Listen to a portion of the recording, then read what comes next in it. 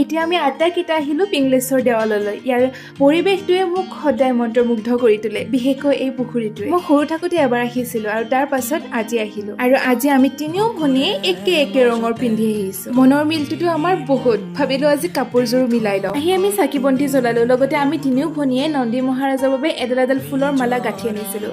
আমি পিন্ধাই দিলোঁ। বজৰংবলীৰ ওচৰত গৈ মনৰ সুখ দুখ অকণমান শ্বেয়াৰ কৰিলোঁ। মই পাছে যেতিয়াই কিবা শ্বেয়াৰ কৰিব লগা হয় তেতিয়াই মই বজৰংবলীৰ ওচৰত গৈ পিনে কওঁ। মোৰ বৰ্তমান অৱস্থাটো পিছে মেকুৰীটোৰ দৰে। মেকুৰীটোৱে যেনেদৰে মাছটোৰ বাবে ৰখি আছে, মই মোৰ সপোনৰ ৰাজকুমাৰজনৰ বাবে ৰখি আছোঁ। কিন্তু নাই, এতিয়ালৈ আগমন ঘটাই নাই। নাজানো আৰু ঘটিবনে নাই। বাৰু, তাৰ পাছত আমি তিনিও ভনীয়ে মিলি পিনে এয়া আইচক্ৰীম খালোঁ। পুখুৰীটোত থকা মাছকেইটা আৰু কাছকেইটাৰ বাবে এইবাৰ একোৱে অনা নহ'ল। সেইবাবে ফুল এপাহকে দিলোঁ আৰু লগ সিহঁতে খাই পেলালে। এতিয়া মাছাজৰ সুবিধা পাই পিনে মেকুৰী মহাৰাজে একেবাৰে হাত ঠেং মেলি শুই লৈছে। আইঅ' বপুৰাটো সমূহীয়াকৈ সেৱা কৰাৰ পাছত